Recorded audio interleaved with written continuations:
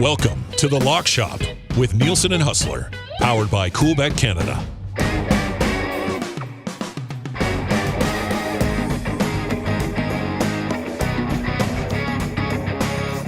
Happy Tuesday, everybody, and welcome inside The Lock Shop. Dusty and Hus back with you once again. Happy to be here, and we've got a couple of league finals to set up, Stanley Cup finals, NBA finals.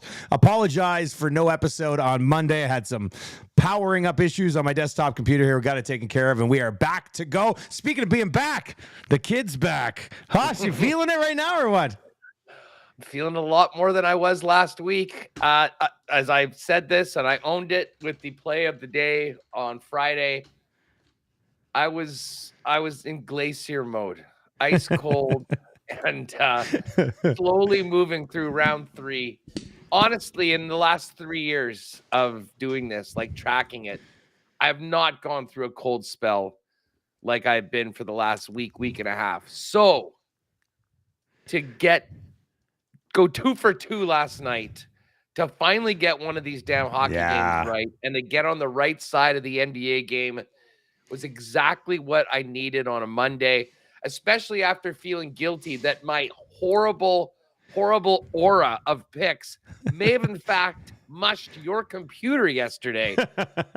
Luckily, I don't think that was the case. Bottom line was, nailed those picks yesterday, and that is exactly what I needed for new week, new me.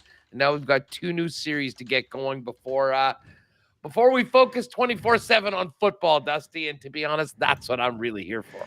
Yeah, football. Cannot wait for that. CFL just around the corner and 100 days away from the National Football League season beginning as well.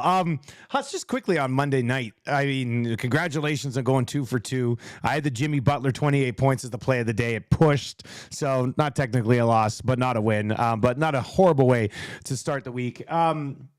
What surprised you more last night? The Stars getting spanked or the Celtics blowing it at home in Game 7? Definitely the Celtics. Definitely the Celtics. I mean, listen, I thought Vegas was going to win. I felt pretty good about that one. I did not think that they would just steamroll them the way they did.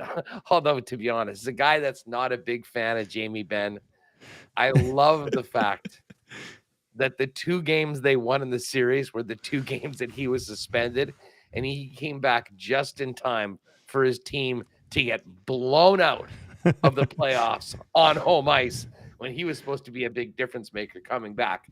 All that petty stuff aside, the Boston Celtics no showing in that game was bananas. And I was out watching the hockey game. We had the basketball game beside. It was like 9-4 right away for the Celtics.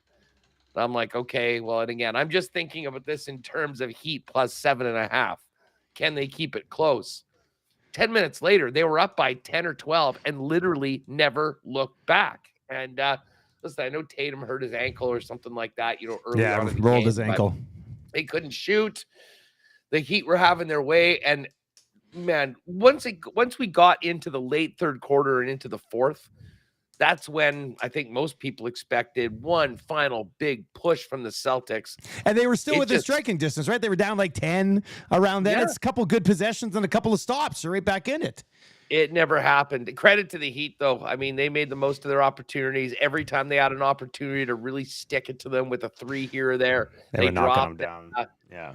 And so, listen, I mean, what a crazy series. Celtics come back from 3-0 with that miracle play on the weekend to get it to 7, and then just absolutely get smashed at home in a game when they were a massive favorite for. So credit to you. You had the Heat to begin the series. I didn't think you'd expected you would have had to work as hard for that one after being up 3-0, but plus 405, cash it. Nice one, Dusty. It was a nice one to get, that's for sure. But you're right, way more of a sweat than I was expecting. And we'll get to the Nuggets and the Heat. We're kind of seeing that one the same way. It's the NHL Stanley Cup Final that we are going to go head to head on here, Hus. There's a lot of Vegas on your side of the board, and there's a lot of Florida Panthers on my side of the board, which this is going to make a really good discussion here, Hus. I mean, I mean, start with Vegas. I mean, we saw what Vegas did with Winnipeg. I saw them firsthand at Edmonton, and then we saw what they just did to Dallas outside the 2 games when Dallas didn't have to deal with Jamie Benn on the ice. I mean, they're the top team in the West, right? Like, they had a really good season. They're a really good hockey team. It is somewhat funny. We got the number 1 seed from the West against the number 8 seed in the East.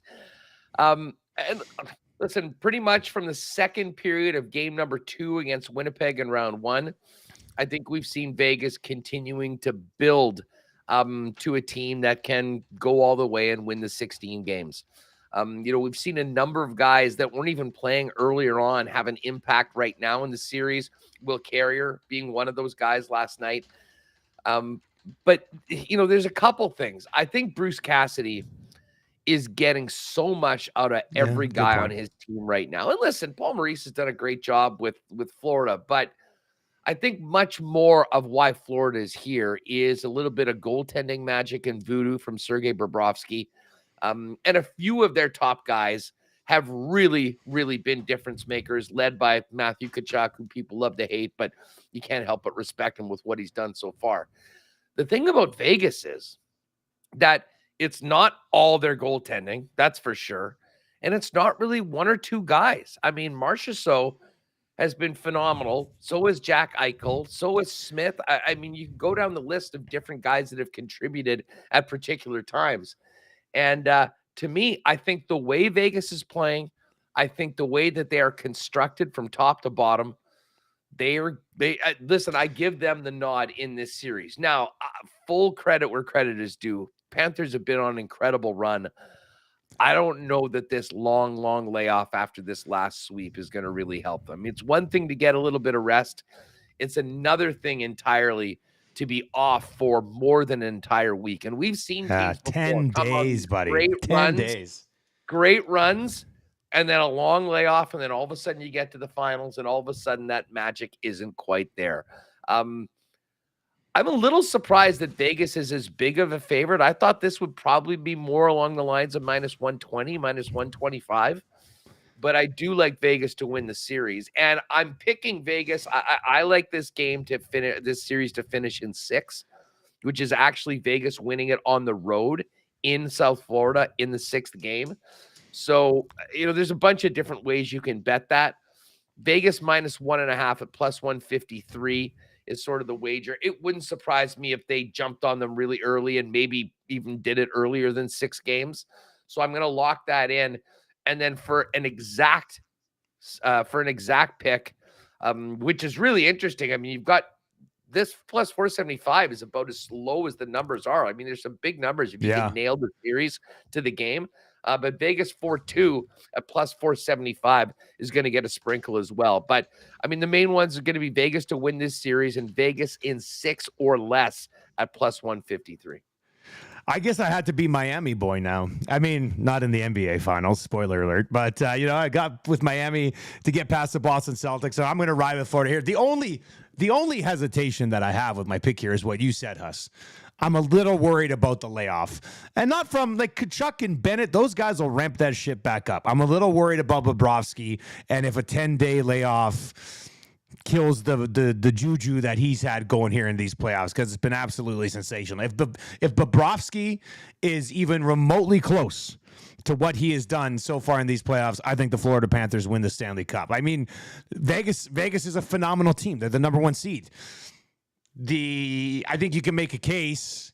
They beat the Boston Bruins through the regular season, a better team.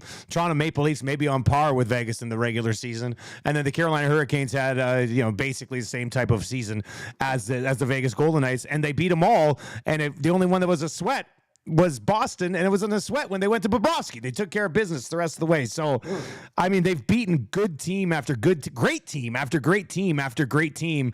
And even if you classify Vegas as a great team, I mean, Florida is extremely deep as well. You talk about the Golden Knights' depth. I think I would give the advantage on the blue line ever so slightly to the Golden Knights. But we saw the Stars get to Adin Hill a little bit And I'm pretty sure Barkov and Verhaeghe and Kachuk and Bennett are going to be able to do the same, if not more. So I think Florida, even if Bobrovsky's off a little bit, will be able to have the offense here to get to Adin Hill. So I'm going to get on Florida on the money line to win the series, a plus 115. I'm going to get on Florida to be up 2-1 after 3 games. So get one in Vegas and then get game 3 back at home. That's plus 160. And then I'm going to take it in 6 games as well, but on the other side of this thing, Florida to win the Stanley Cup at home in game 6 at plus 520, buddy. Let me push back a little bit on the run that the Florida Panthers have had. Now, we all remember game 5 against Boston. They're down 3-1. Maurice basically says, it was a 50-50 decision. I'm going to play with Bob. He's paid for the pressure, whatever the case is.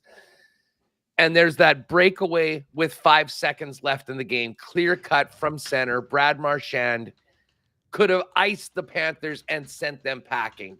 Great leg save by Bobrovsky. They managed to stay in it. They win in an OT. Allmark all of a sudden goes from a guy that's going to win the Vezina to a guy that can't handle the puck properly, seeing nerves right now. And the next thing you know, they win game 7 on the road.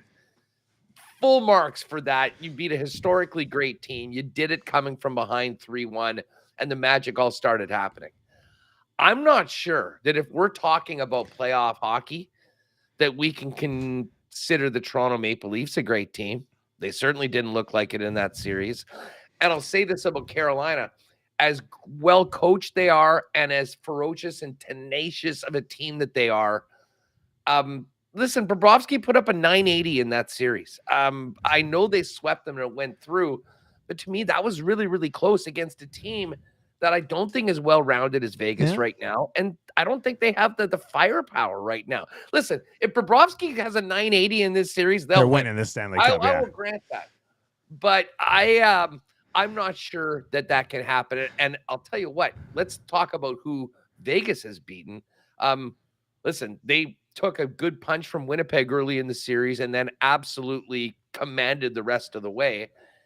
And to be perfectly honest, I mean, Boston's maybe in a category of their own, but I think their win against Edmonton in round 2 is certainly as impressive as what Florida has done against the Leafs or the Canes in this last series. Listen, this is an awesome matchup, even though people are triggered that, the media is going to be going back from Vegas to Fort Lauderdale and back. Yeah. Would not be a bad beat to be on Tough for gig. the next couple of weeks. Tough gig. But listen, and then the other thing is we've got experience, playoff experience. This Vegas team has been to the conference finals before. They've been, obviously, they had that terrible loss to Montreal a couple of years ago. It really does seem like not everyone in this group, and again, the goalie's not part of it. Jack Eichel wasn't a part of it. Yeah, but as a group, they've gone on the run, right? Like, you know what? Yeah. And let's talk about the blue line for a minute. I mean, Shea Theodore, Alex Pietrangelo. I mean, no disrespect to what Montour is doing over in Florida, but I'm not sure we talk enough about those horses on the Vegas blue line and how impactful they are come playoff hockey. And so I do give the Vegas Golden Knights a bit of a nod in this one. That being said, I think this is going to be a great, great final. And should have some great atmospheres in both of those rinks. And whoever wins it is going to certainly have earned it when you think about the path that both of these teams have taken to get to the final. Where do you come out on Florida if Bob has like a 915 or a 920? Still pretty good, not out of this world, but would that be enough? Well, put it this way. If Adin Hill has a 915 or a 920, no. Yeah. If Adin Hill all of a sudden is 880 and gets pulled and they go to Quick, or I don't know if LB's back, if he's feeling better, if he can get back in, then maybe. But, I mean, let's face it. If we look at how the Panthers have won these games. Now, again, they haven't even lost games, really. They lost one game. I mean, they've been so clutch. They've come up big in big moments, right? Which 11 I think is of their last 12. Yeah, like that's something I think their ability to be the team that makes the difference in these clutch moments, I don't think that goes away with 10 days. Like I worry about Bobrovsky maybe for 10 days, but I think this team, they're feeling it, man. Like they're having like everything's. We'll see. I mean, they might get punched in the face early in this series, and let's see how they react, right? Because they haven't really had to deal with that since Boston. So, and a guy doing that punching in the face is going to be most likely Matthew Tkachuk. And listen, I know certainly you guys in Edmonton, us here in Winnipeg. I mean, everyone loves to hate the guy, but holy smokes, is he killing it right now. And you look at the season that he had. I mean, he's deservedly in the conversation with Connor McDavid for the Hart Trophy. McDavid's going to win it, of course, but I mean, Tkachuk is right there. And certainly when you look at the Conn Smythe odds right now, I mean, if Florida wins, it's going to be Bob or Tkachuk. And I think it still is somewhat up in the air. Vegas on the other side, I mean, it's far, far more wide open. I guess Jack Eichel might be would be the front runner right now, but it honestly, it speaks to Bob could actually have a monster series and lose and potentially win the Conn Smythe as well. I mean, if he rolls out a 960 in the Stanley Cup final and wins and finishes the playoffs with a 945 save percentage, and they'd probably give it to Eichel, depending on what happens in the series. Conn Smythe odds, by the way, aren't up just yet. I'm assuming they'll be up right away at Cool, but we got 4 days until this series begins. It doesn't start until Saturday. So, I mean, I think we made a really good case for both teams, man. This should be a fast-paced series. It's going to be a pretty good Stanley Cup final. I know nobody really gives two shits about this, but I think it's going to be a really good Stanley Cup final. Oh, I'll be caring a lot about it when I put my wager down. That helps. That helps, man. Bet on the Stanley Cup final, and you will care about it. That's for sure. I will say this though, and again, I'm sure you can relate to this. Being in Edmonton, I'm here in Winnipeg. Obviously, we've had great success with the Bombers, but when it comes to the hockey team, it's been, a lot of disappointments, a lot of good teams that weren't, able to get all the way, and then probably the worst fans in all of sports, the fans of South Florida, who rarely show up for the Panthers. Even the Heat games, they'll show up in the second quarter if they're winning. They're getting, like, it's going to be one day NBA Finals, one day Stanley Cup Final. That is a spoiled group of fans right now. And to be honest, I think they take L's in both of their series, Dusty. Well, that's going to move us over to the NBA, where we had a really good back and forth here on the Panthers and the Golden Knights. The discussion in the NBA final, I think, honestly, Hus, is how to find value. Right? Is that not what this is for these two teams between the Nuggets and the Miami? And look, I'm pro Miami Heat guy, but the Denver Nuggets are just... they're just too good. I would be very surprised if the Heat somehow find a way to do a better job on Jokic than the Lakers did on Jokic, and the Lakers still didn't do a good job on Jokic. You know what I mean? Like, it's going to be a tough spot to be in. So we're both going to be on the Denver Nuggets here. Hus, how did you find some value in this series? Well, exactly. It's not just betting them to win the series, because you're laying minus 385 right now. I guess there is a scenario where somehow they stink it up in game one, and all of a sudden that number drops quite a bit and you can get in on Denver. But to me, when I look at this series, I'm just looking for the best opportunity to get a half decent return on what I think is going to be a relatively short series. If you like Denver, and I wouldn't be surprised if this is a sweep, to be honest. Oh, I was just going to say, I am sprinkling plus 550 on the sweep. Okay. I think that's what it's at right now. I am going to do that a little bit. I'm going to get a little bit on that. I can completely, plus 585 actually. Yeah, okay, 585. Is the Denver sweep. But I think that, let's give the Heat some respect. They can probably win a game at home. But I do think that this Denver team is going to be so much more rested. They're having the first two games at home with the altitude. I think that's a lock that Denver's going to be up 2-0 in this series. And then it's a matter of, do they get greedy? I think they get at least one in South Beach, and then they come back and wrap it up at worst in game 5 if they don't win it before. So Nuggets series spread minus 2.5 at plus 140 is to me, it's a number. It allows you the sweep if it happens. Obviously, you don't get quite the number. And then a straight series score of 4-1 for the Nuggets at plus 235. That's basically where I'm at right now. And as I said, you know what, the 4-0 at plus 585, probably not a bad idea considering where I'm at right this. Maybe throwing a 22er on that for a much bigger number. But the bet right out of the gate, Denver minus 2.5 gives them one loss. I can't see this series getting back to Miami a second time. Yeah, I don't think so either, which is why I'm probably going to be on my Denver at 3-1 lead, and I'm going to take Denver at 4-1 at plus 235, so you can cash in along the way here as well. I love Denver to be up after 4 games in this series, 3-1, plus 135. Take care of business at home where they have been very, very, very good for a long time now. Now Miami stepped up and picked up. I mean, they just won Game 7 in Boston. They won Game 1 and 2 in Boston. Miami has won games on the road along the way, but that Boston Celtics team's built differently than the Denver Nuggets. Not to even skip over the altitude and all that stuff as well. So, I mean, if Miami is going to get a game in this series, it has to be one of those first 2 home games. I don't see them getting one on the road. So I love the Nuggets with the 3-1 lead at plus 135. So you can cash that along the way to Denver in 5 with a 4-1 series win at plus 235. And I guess what we're saying here, Huss, is there is way to make some money, some good money on the Denver Nuggets in this series. Yeah, I mean, as long as it comes through.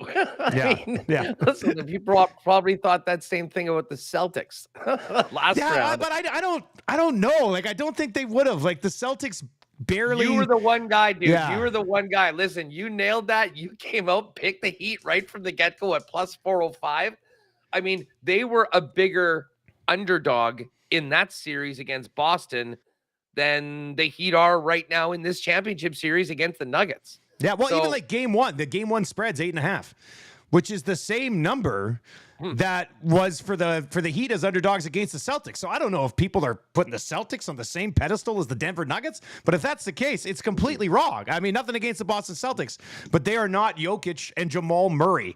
I mean, Jason Tatum, outside of Jason Tatum, none of those other Celtics have what it takes. Like, they have to trade Jaylen Brown. I don't want to get on a Celtics rant right now, but you just can't have a poor man's version of Jason Tatum on your team. Switch it up. Get a different type of player. So they have to make some changes there. That team just didn't have it. I'll give them all the credit in the world for coming back, because I didn't think they were going to come back in that series and even force a Game 7, and they did. But the Denver Nuggets, and they didn't dismantle the Lakers. They swept them, but 3 of the games were very close. All the games were determined in the last 4 minutes of the game.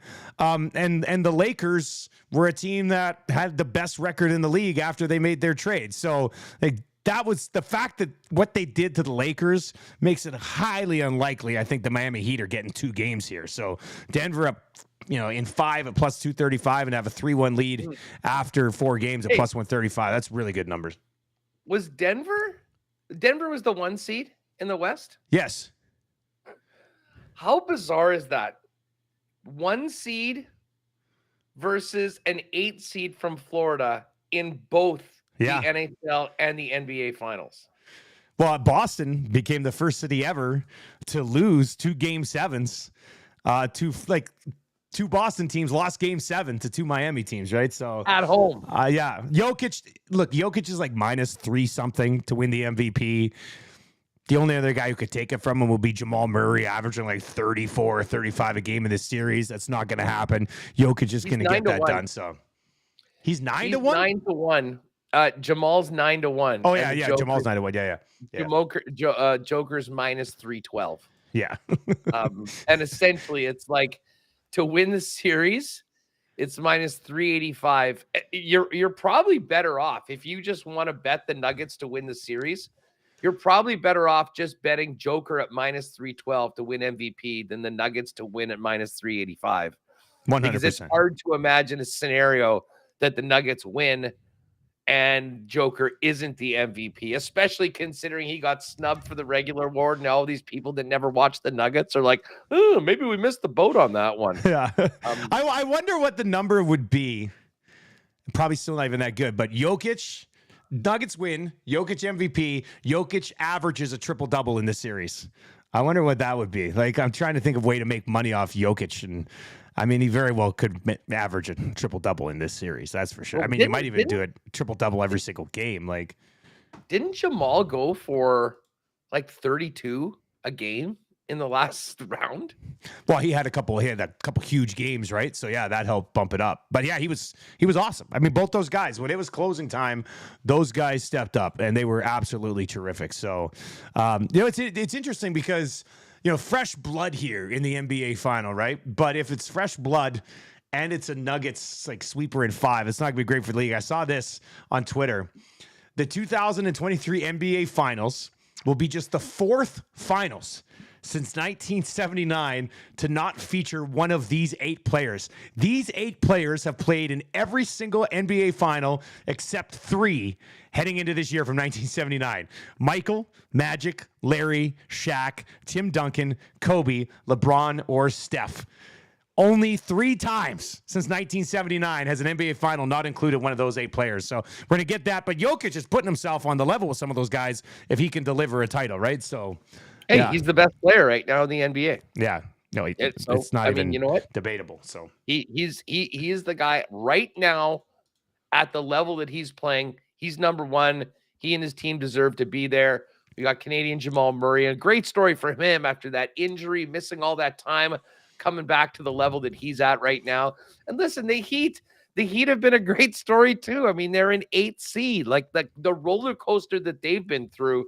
Unfortunately, I think the ride's over for the Heat. And unfortunately, they're going to get thrown out the amusement park by the Joker and the rest of the Nuggets when this gets going on. And by the way, I will be jumping now on Nuggets minus 8.5.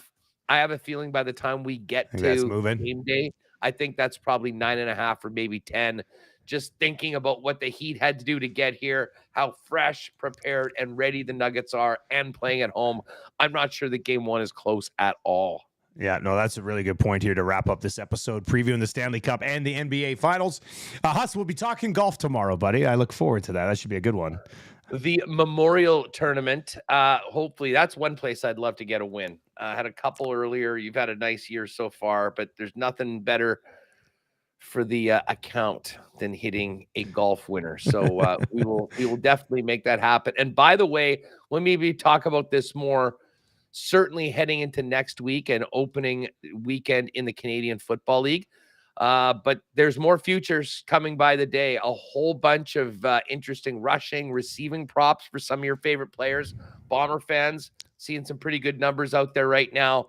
I'm sure we'll touch on that again before the lock shop. But if you are jonesing for a little more action on the CFL season coming up, a whole bunch of new props available for individual players are up over at CoolBet right now. And we will have a lot of time to get to that here as we work our way through the next couple of weeks up towards kickoff on the CFL season next week. Hus, we'll talk some golf tomorrow, buddy. Talk to you then.